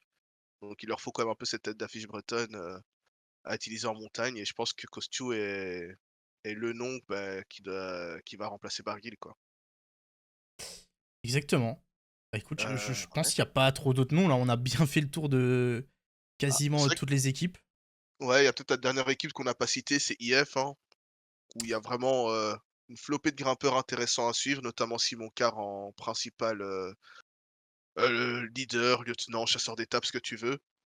C'est vrai qu'eux vont être à suivre parce que déjà ils ont changé leur maillot forcément, hein, leur maillot noir avec Ah, il des est motifs roses. exceptionnel. Il est incroyable ce maillot et en plus de ça, ouais, ils ont ça c'est une équipe qui sait comment gagner, qui sait comment rouler en échappée donc à surveiller sur toutes les étapes comme d'habitude. Exactement. Bah écoutez, voilà pour un petit peu le tour. Ça a pris du temps, mais bon, forcément, on a fait le tour de toutes les équipes et de tous les leaders, les mecs qu'on pourra voir, que ça soit échappé, machin, outsider, favori, podium, top 10, tout ce que vous voulez. Donc Mmh. dites-nous vous en commentaire déjà bah, quelle équipe, quel coureur vous voyez un petit peu sortir du lot, votre podium, tout ça. On fera notre prono à la fin, comme d'hab, mais faites-nous le vôtre aussi en commentaire. On lira tout ça. Bah, et je te propose c'est de passer au sprinter, hein, parce qu'il y a un gros plateau. Bon, du coup, pour les principaux sprinters de ce Giro, il y a un plateau assez, bah, assez stack, assez fourni, on va pas se mentir, ça va être sympa. Bien plus fourni que pour le général, même d'ailleurs. Je pense, les Ouais. sprints vont être assez sympas à suivre. Je vous ai affiché un petit peu les meilleurs sprinters qui sont classés par points sur la saison jusqu'à présent. Donc, on a du beau monde. On commence par Olaf Koy, un petit peu. Ouais, Olaf Koy, hein, qui nous fait une très, très bonne saison, hein et qui, on se posait un peu la question de est-ce qu'il va faire des grands tours maintenant qu'il a prolongé chez, la Visma? Bon, on voit que là, il est aligné sur, le 1er Giro de sa carrière, le premier grand tour. On va voir ce que ça donne, sur 3 semaines. En tout cas, ce qu'on a vu cette année, c'est qu'il est non seulement un des plus rapides dans le peloton, si pas le plus rapide derrière, les 2 mastodontes belges, mais en plus de ça, il passe les bosses et pour conclure, on voit que même sur des classiques, de plus de 200 kilomètres, il arrive à se montrer être présent. Donc je pense que la dernière chose qu'il a à nous prouver, c'est 3 semaines, est-ce qu'il peut le faire, quoi? Ouais, bah en vrai, si on fait, si on doit faire un podium des sprinters sur l'année, bah Koy, il est clairement dessus avec Philipsen et Merlier, comme t'as dit, hein. Ouais et ça peut Vraiment, il est jouer, très sa fort 3 depuis le place. début de la saison. Ouais, sa 3 place va peut-être se jouer avec, Milan dont on parlera juste après, quoi et c'est vraiment, à son âge, il est déjà super fort, super rapide et il lui reste encore de belles années à dominer, dans le sprint. Donc c'est vraiment hyper impressionnant et tout ce qu'on lui souhaite, c'est qu'il fasse des grands tours et qu'il puisse, se battre pour les maillots, distinctifs à chaque fois, quoi. Bah, et en plus, l'avantage de Koy, c'est un peu terrible de dire ça comme ça, mais les malheurs des uns font le bonheur des autres. C'est que toutes les chutes, tous les abandons, le fait qu'il n'y ait pas Van Aert sur le Giro, bah, ça joue pour lui. Ouais, Peut-être qu'avec un Van Aert, il y a pas mal d'étapes où il aurait pas été là. Donc là vraiment, on le sait, c'est à 100% pour lui. Il y a la porte, mais je pense vraiment qu'ils vont courir à 100% pour Koy, Visma. Et même pour ouais. le général, ils ont Ute Brooks, mais on sait pas trop. Ute Brooks, c'est pas la valeur sûre non plus sur 3 semaines. Donc je pense que Visma va vraiment beaucoup miser sur Koy pour ramener un gros résultat de ce Tour d'Italie là. Ouais, bah, tu sais que moi je l'aurais mis sur le Tour de France, hein, cette année vu que Vingegaard ça va être compliqué et qu'il y a pas vraiment Ouais, de mais ils vont leader sûrement désigné pour la mettre suite, hein. Van Aert, non? Bah, oui, peut-être, sûrement, du coup, mais Van Aert, son gros objectif, c'est les JO. Est-ce qu'il fera vraiment le Tour à fond? Je sais pas.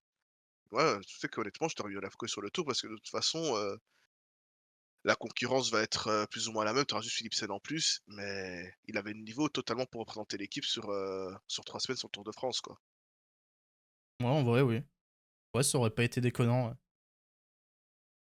Mais bon, c'est quand même bien de commencer, sur le Giro pour faire ses armes et tout, hein, ça c'est sûr, donc Il a pas de regret. Je pense qu'il aura pas de regret lui, d'être sur le Giro au lieu du Tour, quoi. Non, non, et surtout quand on voit les autres noms, on va passer à Tim Merlier, qui est le deuxième gros, on va dire. Bah, c'est les deux gros favoris. Pour le Cyclamen, c'est Merlier et Coy, qui sortent un petit peu du lot, vu la saison jusqu'à présent. Merlier fait une saison quasi parfaite. Euh, sur la saison là actuellement, est-ce qu'il est même pas devant Philipsen? Bah, en vrai, ça oui, ça se joue, hein. Quand Philipsen s'est peut-être mieux montré sur les classiques, flandriennes et sur des courses où, il était bien emmené avec Van der Poel ou, autres poissons pilotes, bah, de l'autre côté, tu as Merlier qui se cherchait encore, en fait, qui cherchait, quel poisson pilote il allait avoir, quel coureur il allait avoir, dans son train donc je pense que Merlier au final, au global est peut-être le mieux armé, pour concurrencer Philipsen. Enfin, c'est peut-être même le meilleur sprinter, de l'année et en plus de ça, là, ils ont fait un petit nouveau train là, bien sympa avec Lamperti en dernier, Ah bah lanceur. là, oui. Franchement, c'est c'est magnifique, c'est parfait. Ah, et C'est même Coy, hein, Coy, il a Utebrooks, donc faudra quand même jeter un œil au Gène et à la montagne pour Visma. Là, Soudal, c'est que, c'est que Merlier, hein. c'est tout pour lui. Tu as Alaphilippe qui va se sacrifier pour lui aussi, dans les derniers kilomètres. On sait très bien que Van Lerberghe, c'est quand même assez solide aussi et puis ouais, non, Lamperti, ce qu'il a fait, le poulet qu'il a déposé, enfin la façon dont il a déposé, comment il s'appelle encore? Paul Magnier, pardon, sur, Manier, les premières courses de la saison, où tu te dis: «Mais ce mec, enfin, non, c'est déjà le poisson pilote limite ultime, dans l'équipe». Donc ouais, je suis hyper emballé pour Merlier parce qu'on sait qu'il voulait être sur le Tour de France, tout ça, les histoires de: «Ouais, il faut juste un poisson pilote, machin chouette», mais ça a été compliqué. Là, il a une très bonne équipe et là, maintenant, ce qu'il faut, c'est terminer son grand tour, quoi. Terminer le grand tour et prouver qu'il est chaud, quoi. au moins déjà cette année, il en fait un grand tour. C'est déjà pas Ouais, mal. ouais. Parce qu'on se Non, posait la c'est vraiment question. ça. C'est vraiment ça. Et en vrai, Merlier, je crois que c'est Merlier que j'ai vu passer. Il a que 2 victoires, je crois, sur les grands tours. Un sur le Giro et un sur le Tour la même année en plus. Ah ouais, ouais, mais au final, Merlier, il est plus tout jeune. C'est pas le plus jeune des sprinters. Et il y a beaucoup de grands tours où bah, il avait Philipsen, VDP et tout devant lui, du coup, c'était pas le sprinter attitré. Là, depuis qu'il est chez Soudal, bah, c'est tout pour Remco et il les fait plus carrément les grands tours. Donc au final, même si c'est l'un des meilleurs sprinters sur les grands tours, on l'a pas souvent vu. Donc il doit prouver là. C'est ce Giro où il doit montrer à Lefebvre, mon gars, regarde-moi, sur un grand tour, je t'en ramène 3-4 des victoires. Mmh. Tu dois me mettre. Non, mais c'est sûr, c'est clair et s'il te sort un bon Giro et qu'il sort assez frais, pourquoi pas même le remettre sur le Tour de France, hein. Franchement, Ouais. surtout qu'en plus, comme on l'a dit pour la Visma avec, la chute de Vingegaard, mais tu pareil, Remco aussi, il est tombé sur, les Pays Basques, hein, donc enfin, ouais, fallait peut-être, songer à le mettre sur, le Tour de France plutôt que le Giro, hein. On verra à la fin de la saison, mais peut-être des regrets là du côté, Quick-Step, Lefebvre et Merlier. Autre grand nom du sprint, même si un poil plus décevant cette saison. Pour le moment, c'est pas sa meilleure saison jusqu'à présent. C'est tout simplement Fabio Jacobsen pour la DSM Firmenich Munich qui sera là aussi présent pour le Cyclamen et pour ramener des victoires. Dans une DSM, bah, scindé en deux, tu l'as dit tout à l'heure quand on a vu la start list complète de l'équipe. Là, il a un beau train, mais ça sera pas à 100% pour lui. Ouais, il a un beau train, mais j'ai l'impression que Jakobsen, je sais pas s'il ose pas sprinter ou il se préserve, un peu comme fait un Cavendish, habituellement. J'ai l'impression qu'il n'y est pas du tout. C'est compliqué. Il a gagné, son Tour de Turquie, donc ça va peut-être le remettre en confiance aussi. Mais il y a beaucoup d'étapes où, ça a plus joué pour Tobias Lundgren et c'était ouais, Jakobsen n'y était pas du tout, quoi.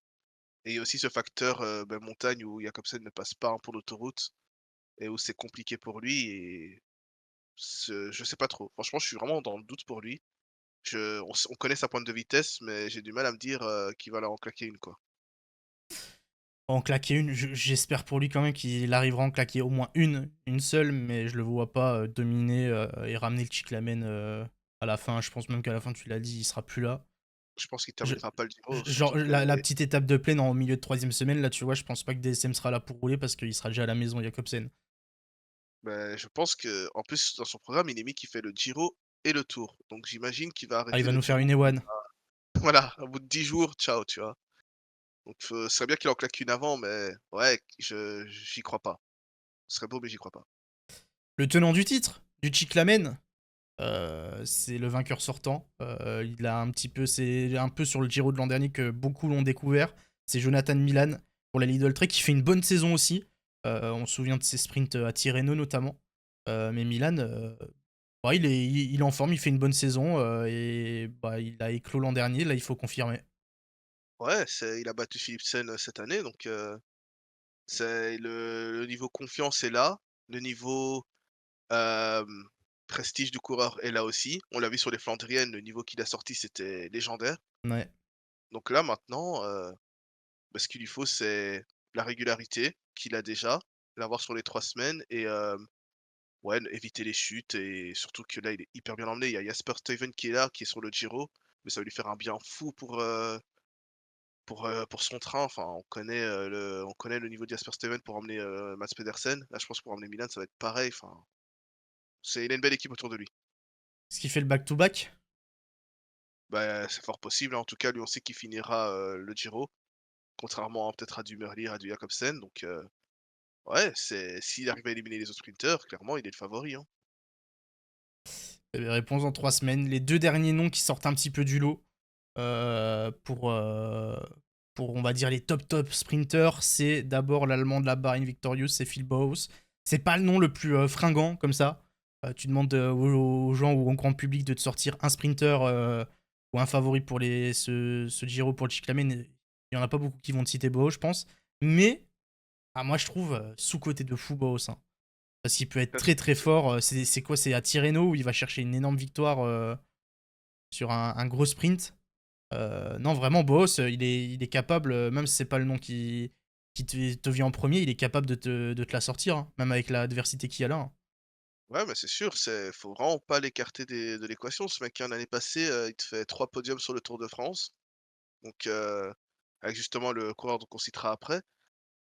Mais c'est une valeur qui, depuis un peu la retraite de Colbrelli, tout ça, a pris une place chez Bahrain Victorious.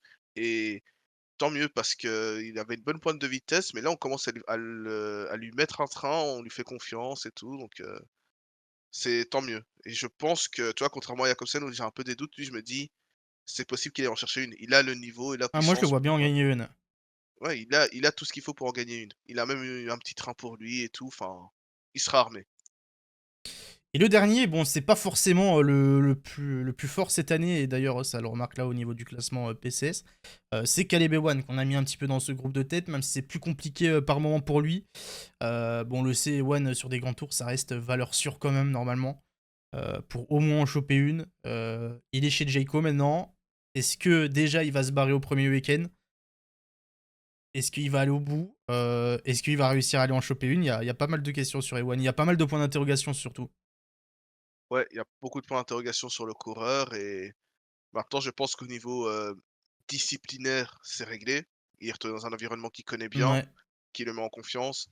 Il y a déjà cette histoire de hiérarchie qui a été décidée dès, le début de saison, à savoir entre, Grune et lui qui était sur le tour l'année prochaine. Donc ça, c'est bien. Maintenant, il y a plus qu'à prouver en fait, tout simplement. Il a un très bon train avec lui, un train qu'il va connaître et maîtriser, bah, sur les 2 prochaines saisons. On lui souhaite que ça se passe bien et ouais, on espère qu'il termine le Giro quand même parce que c'est vrai que ça fait longtemps qu'Ewan n'a plus fini un grand tour, j'ai l'impression. Il en finit pas souvent. Et puis même, on le sait, généralement, il chie un peu sur l'organisation, hein. Ewan, c'était... On l'a dit tout à l'heure pour faire la vanne, mais Ewan, c'est le mec, il arrive au début du Giro et tu sais déjà qu'il tape 8 au soir, il est pas là parce qu'il se prépare pour le tour, quoi. Donc, Non, c'est clair. faudra voir. Surtout qu'en plus, bah, en vrai, et je trouve que le parcours a été pas mal fait de ce côté-là. Les étapes de plaine sont un peu plus espacées. Et genre, t'en as beaucoup en deuxième semaine, t'en as deux en troisième semaine aussi. Donc les mecs qui voudront le Chiclamen et choper un max de victoires, ils vont pas avoir le choix, c'est de rester, quoi. Non, c'est sûr et puis, de toute façon, ouais, enfin, je viens de regarder la stat, mais en vrai, tu as raison, Ewan n'a pas fini un seul Giro de sa carrière, donc Ah ouais, c'est une est-ce qu'il va nous dinguerie. refaire la même? On verra bien. Bon, et après, il y a pas mal de noms qui peuvent en vrai aller en chercher une, hein. Mais si on doit tous les citer et en parler, on en a pour 3h30. Parce qu'il y a Ouais, beaucoup, beaucoup de monde. Il y a du Caden Groves, notamment pour la Alpecin. Alpecin, en plus, ça sera pareil, hein, ça sera tout pour Groves, très certainement. Donc Caden Groves, il faudra surveiller. Il y aura également du Fernando Gaviria chez Movistar. Il y aura du Bini Girmay chez Intermarché.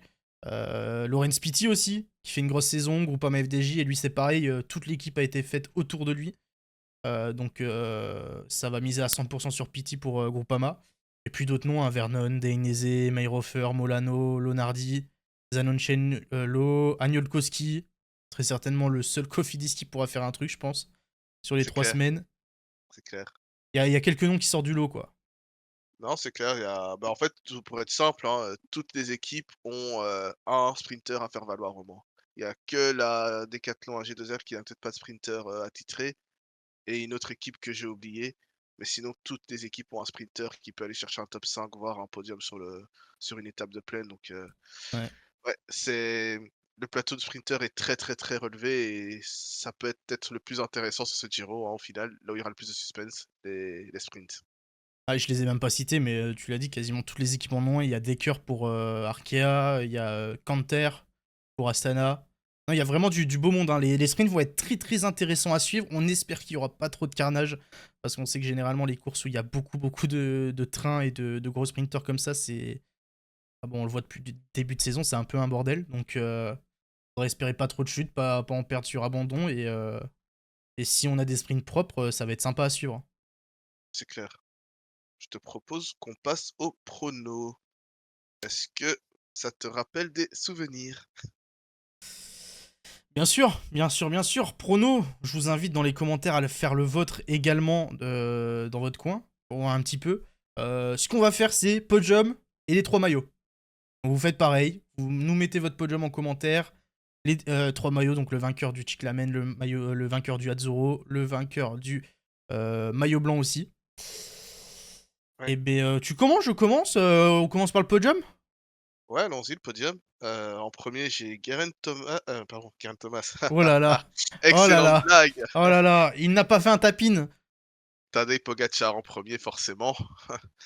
Bien sûr. Heu, la sécurité, hein, le plat du pied.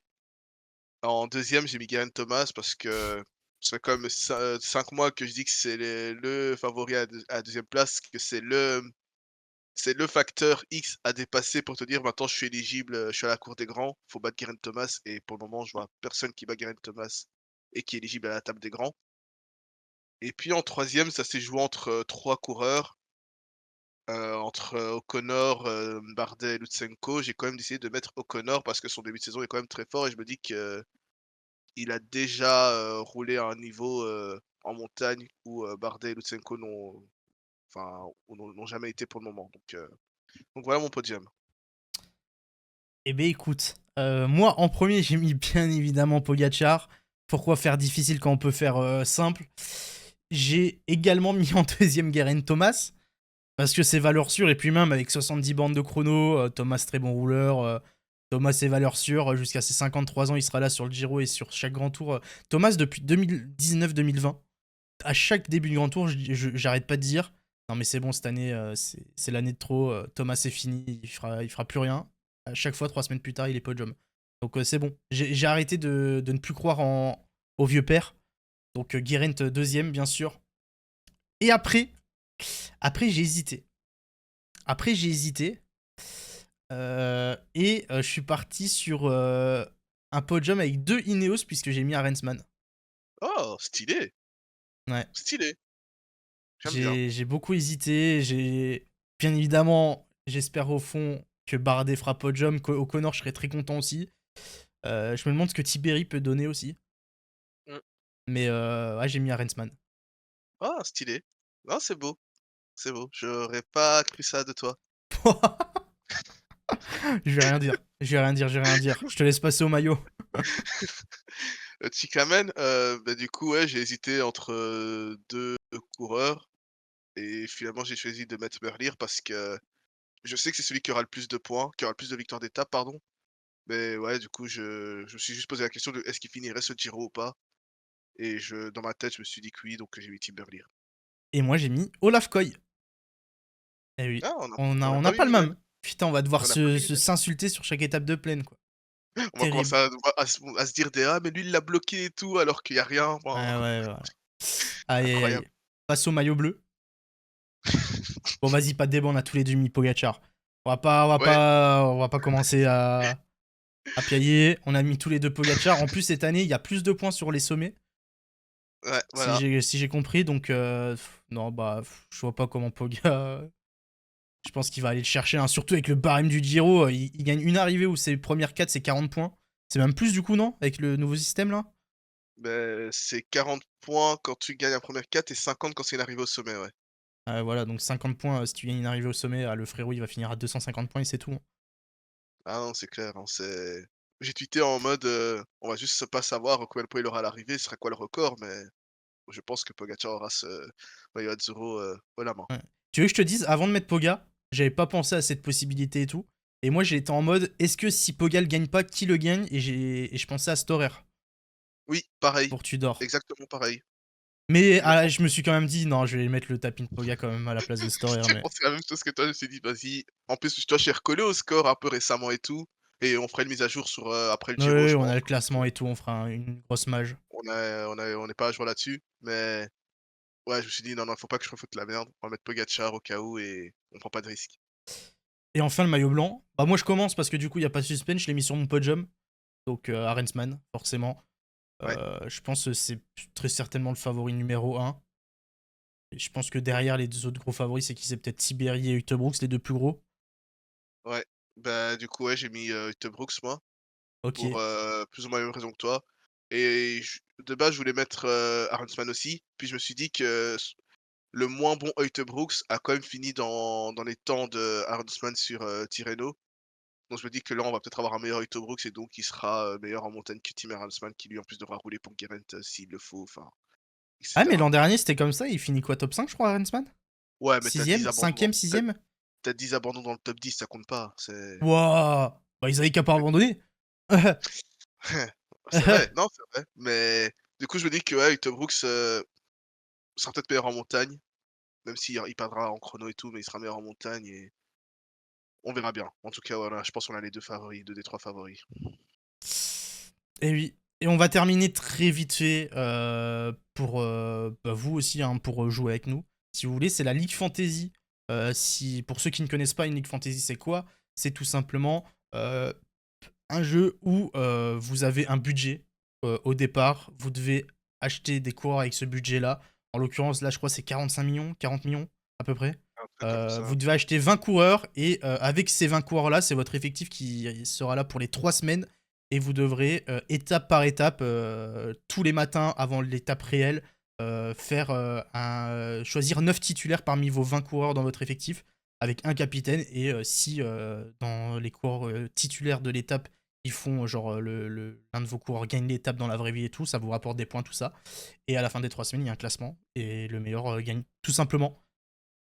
Ouais, c'est pas mal, c'est un bon moyen de s'amuser, de aussi découvrir des coureurs, essayer de soutenir aussi des coureurs, hein. C'est peut-être comme ça que vous allez être fan d'un certain frigo ou quoi, c'est parce que vous l'aurez dans votre équipe, vous allez attendre qu'il aille en échapper, enfin, c'est un bon moyen pour découvrir, des noms et ici, on va juste vous faire une petite liste de coureurs où ça a l'air assez rentable de les prendre, où, la cote est pas très élevée. Enfin la cote, on dirait que je suis en train de faire une pub de paris sportifs alors que pas du tout. Oui, bien Ou, évidemment, je ouais, précise, ça me paraît logique, mais les Ligues Fantasy, c'est totalement gratuit, il n'y a pas d'argent, machin. C'est juste un jeu pour. Là, actuellement, je crois qu'on est quasiment 1000 dans la ligue. C'est comme tous les ans, depuis 2 3 ans. Bah, ça permet tout simplement d'échanger et d'avoir un petit jeu pendant les grands tours, quoi. Comme vous le voyez, vous avez jusque demain 14 h si vous regardez cette vidéo le jour même, pour rejoindre. Après, ça ne sera plus possible. Donc, il faut rejoindre avant le début de l'étape 1 et faire bien votre équipe pour chaque étape. Avant le départ de chaque étape, sinon ça ne comptera pas. Et puis, comme je sais qu'il y en a, ils aiment bien, ils jouent à ce genre de trucs pour les cadeaux. Les mecs, les 3 meilleurs, au bout des 3 semaines, ils auront PCM 24. Voilà. Pour, tu vois, rajouter le petit truc de tryhard. ouais, mais c'est ça, mais il le faut, il le faut. Ça c'est un sport, il faut gagner. Il faut s'amuser, mais il faut gagner donc Bon, et du coup, t'as dit, t'as une petite liste de coureurs. ouais, le prix est pas très haut, donc franchement, sautez dessus si, surtout si vous avez commencé en prenant directement des gros et que vous avez plus trop de thunes. Putain, à Je vous fais l'écran, une c'est petite liste. terrible. À l'écran, moi, il voit mes deux premiers, c'est Poga Thomas, quoi. Ah tiens, bizarre, j'ai Bizarre. pareil. Mais du coup, voilà, en premier j'ai Koscielny qui est à 500 000. On l'a dit, hein, il sera clairement, l'électron libre de cette équipe Arkea. Donc forcément, il sera un peu partout et dès qu'il y aura une étape de montagne, enfin, dès qu'il y aura une grosse échappée, il sera présent. Donc pour 500 000, prenez-le. Ensuite, j'ai Lutsenko pour 1 million. C'est sûrement le leader au classement général qui est le moins coté. Donc franchement, allez-y, prenez-le. Dans tous les cas, il fera quelque chose sur ce Giro. À 1 million, c'est cadeau. Ensuite, Lipovic à 500 000 parce que forcément son prix a été fait avant le Romandie, je suppose. Maintenant, forcément, on connaît son niveau, sauter dessus. Ensuite, pareil pour le suivant, Tobias Lund Andresen. Sûrement que ça a été fait avant le Tour de Turquie, mais là maintenant on a vu qu'il est très fort, qu'il sprinte même quand Jakobsen est présent. Donc prenez-le pour 500 000. Ensuite, il y a l'équipe IF où chaque coureur est à 500 000. Franchement, allez-y, prenez. Il y a de quoi vous amuser là-dedans entre Cepeda, Simon Carr, Honoré. Franchement, prenez juste ce qu'il vous faut, ce dont vous avez besoin. Ensuite, il y a Alaphilippe. Oui, je parle beaucoup en mal d'Alaphilippe sur cette chaîne, mais Alaphilippe à 1 million, alors qu'on sait qu'il ira dans toutes les échappées. Et au vu du niveau qu'il nous a sorti sur ce dernier mois, franchement, allez-y, prenez-le. Oui, et C'est puis bénef. je vais rajouter aussi, il n'y a pas que. C'est tout compte pour des points. Genre, C'est ça, un mec prend l'échappée et passe en tête du sprint intermédiaire, bah, ça rapporte des points et tout. Du coup, c'est important de faire un mix entre les mecs du gène, mais aussi des mecs qui seront devant, des mecs qui seront là pour les sprints, pour les classements de la montagne et tout. c'est ça. Et toujours dans cette équipe Quick-Step, rajouter aussi Lamperti et Van Sevenant qui sont à de très bons prix. Lamperti, même s'il sera pas son pilote, il aura des étapes pour lui parce que il sait sprinter, il sait passer les bosses. Van Sevenant, il fait un bon début de saison. Il a fait une bonne campagne ardennaise. Ensuite, Spiganzoli, on l'a un peu oublié depuis le début de saison. On a beaucoup d'yeux pour Pellizzari, qui lui aussi est dans cette liste. Les deux sont à 500 000. Prenez les deux. C'est les deux sensations italiennes chez les jeunes. Ils iront sûrement en échapper. Amusez-vous avec eux. Il y a Michael Storer qui est à 750 000, on en a parlé, hein, c'était notre potentiel maillot bleu. On sait très bien qu'il sera sur toutes les étapes de montagne présent. Franchement, allez-y, sautez sur l'occasion. Ensuite, j'ai mis Tarozzi de la Bardiani, il est à 500 000. En vrai, prenez-le parce qu'on sait très bien que ce sera un des prétendants pour le maillot Azzurro sur les premières journées. Ça vous rapportera des points cadeaux sur la première journée.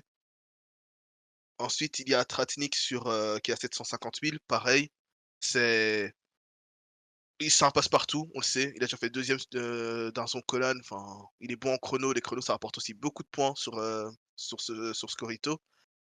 Donc, voilà, Tratnik sera très intéressant. Et puis en bonus, hein, Pogacar à 8 millions. Et le Devinez pourquoi? bonus me fume de rire. Comme si on parlait d'un petit gars comme ça, on sait jamais, peut-être qu'il va. Non, mais franchement, faites pas les hipsters en mode ouais, c'est que ça coûte cher Pogacar, j'ai pas la place pour le prendre. Prenez-le. Faites pas semblant, il Ouais. va gagner 5 étapes, prenez-le. Il sera premier à tous les classements annexes.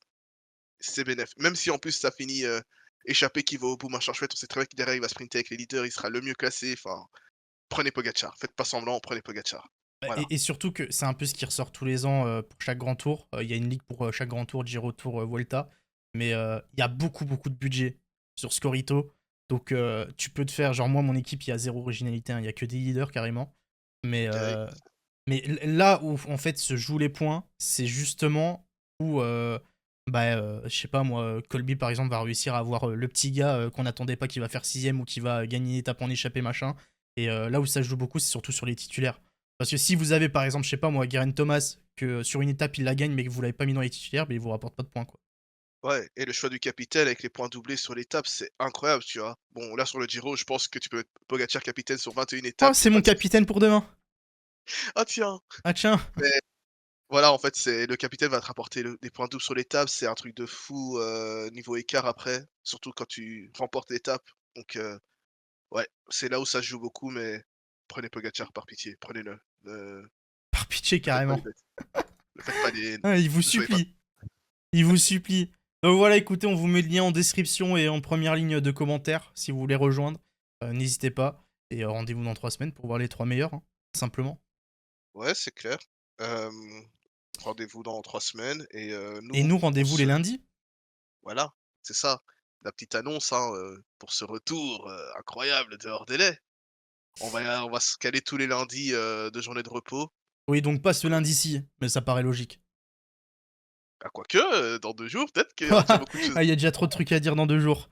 Ah, j'espère en vrai, ça voudra dire qu'on a eu 2 étapes incroyables, mais Qui y croit? ouais. Ouais, ouais, Mais donc donc ouais, voilà, ouais. non, ouais, les lundis de Vas-y, repos. Les vas-y, lundis de vas-y. repos pour à chaque fois, bah, lundi après l'étape 9, on reviendra sur tout ce qui s'est passé la première semaine et sur la suite du Giro, tout ça. Et bah, pareil, quoi, le lundi d'après pour la deuxième semaine et le lendemain de la dernière étape à Rome pour le bilan final de ce Giro, tout simplement. Et après, on sera direct au Dauphiné, on sera direct au Tour très vite. Ah, la saison des grands tours, ça s'enchaîne, hein. Ça s'enchaîne là, et puis, le rythme va être compliqué, hein, entre toi qui dois remplir tous tes trucs, tous tes goals de ce bâton, moi qui vais commencer à bosser. Un tranquille, mais c'est comme expliqué au début, c'est pour ça qu'on passe en enregistré et que ça sera juste bah, du coup disponible en vidéo sur YouTube et toujours bien sûr en podcast. C'est que nous, ça nous permettra, quand Colby, s'il est pas là un lundi, je sais pas, on tourne le dimanche, machin, ça nous permettra d'être un peu plus flexible et de pouvoir continuer à les faire régulièrement, quoi. Tout à Colby, fait. bah, je pense qu'on a bien fait le tour là, c'est assez long. Comme là, Ouais, on a fait une vraie preview là, là, y a plus rien là, il y a plus aucun secret pour vous alors sur une le Giro liste là. de 10 Français, présents non, sur le Giro. non, non, non, non. Non, ouais, franchement, c'était hyper exhaustif. Prenez le temps de l'écouter. Franchement, mettez ça en fond, même si vous regardez cette vidéo, si vous l'écoutez en podcast, parce qu'on rappelle, hein, on est présent sur YouTube, on est présent sur Spotify, sur Deezer, mais du coup, plus sur Twitch pour ce format-là. Mais voilà, prenez le temps d'écouter ça, faites quelque chose en même temps à côté, cochez aussi peut-être vos noms que vous avez dit et tout, enfin, commentez, mettez une évaluation, faites le nécessaire et prenez du plaisir devant le Giro, tout simplement. Exactement. Donc nous rendez-vous pas ce lundi mais lundi d'après, j'ai pas la date exacte mais pour tout simplement c'est le lundi 13. C'est le 13 mai pour tout simplement revenir sur tout ce qui sera passé sur les 9 premiers jours de course. Et puis voilà, on vous souhaite un bon Giro, bon week-end à tous et profitez bien du grand départ demain, simplement. On fait des bisous, salut. Ciao.